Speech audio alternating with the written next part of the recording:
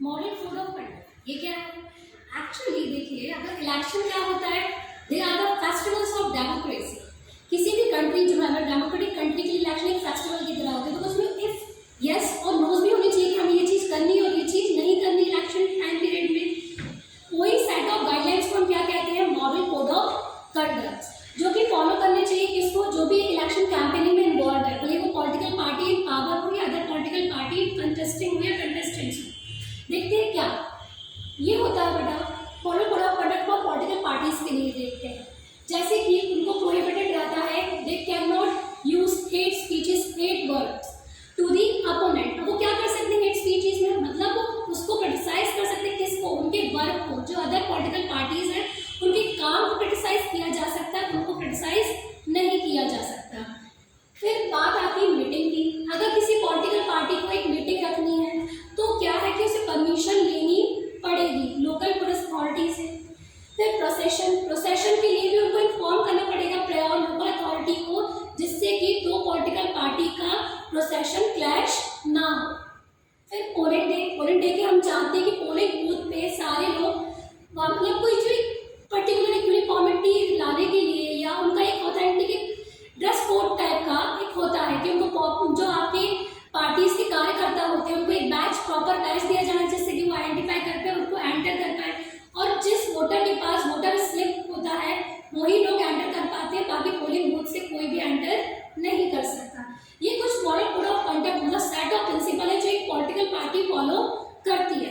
अब कुछ model code of conduct किस पे अप्लाई होते हैं? जो पार्टी पावर में है, हाँ उन लोग के लिए भी मॉडल कोड ऑफ कंडक्ट है। कैसे? जैसे कि वो बेटा उनके पास पब्लिक एक्सचेकर से वो इलेक्शन की कैंपेनिंग नहीं कर सकते। वो पब्लिक स्पेस का यूज तो कर सकते हैं, लेकिन उनकी मोनोपोली नहीं होनी चाहिए। सारी पॉलिटिकल पार्टीज का पब्लिक स्पेसेस के लिए एक्सेस होना चाहिए। वो कभी पब्लिक व्हीकल्स का प्राइवेट ऑफिशियल विजिट्स के लिए अपनी जो इलेक्शन कैंपेनिंग की विजिट है उसके लिए यूज नहीं कर सकते हैं।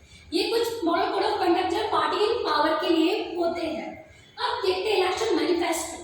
इलेक्शन मैनिफेस्टो के लिए भी कोड ऑफ कंडक्ट है, मतलब वही है बट स्किप और नो है। अब ये इलेक्शन मैनिफेस्टो होता ही क्या है? इलेक्शन मैनिफेस्टो क्या होता है?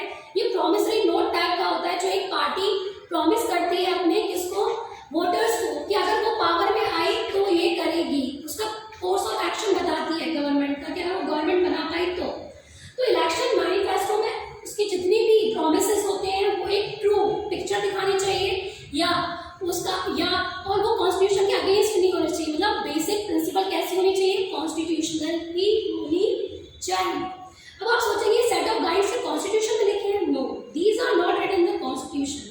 फिर सेकंड दिमाग में एक क्वेश्चन आएगा, क्या ये लीगल बाइंडिंग है? नो, ये लीगल बाइंडिंग भी नहीं है। ऐसा क्यों? इतनी बड़ी चीज हमने लीगल बाइंडिंग क्यों नहीं करी?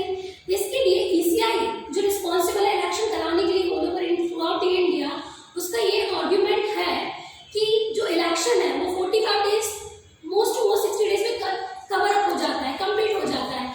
अगर उसको क्या किया, कोर्ट के एरेना में ला दिया, उसको जस्टिसेबल बना दिया, तो सालों साल खिंचता रहेगा। इसलिए इलेक्शन जो प्रोसेस है, कैंपेनिंग कंटेस्ट या फिर डिस्प्यूट्स राइज होते हैं, वो कभी सॉल्व ही नहीं हो पाएंगे इतनी जल्दी। इसलिए इसको लीगल बाइंडिंग नहीं रखा गया।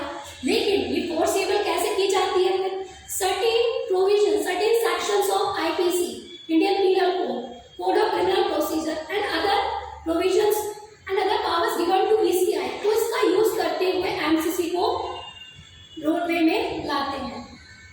यह है एमसीसी मॉडल कोड ऑफ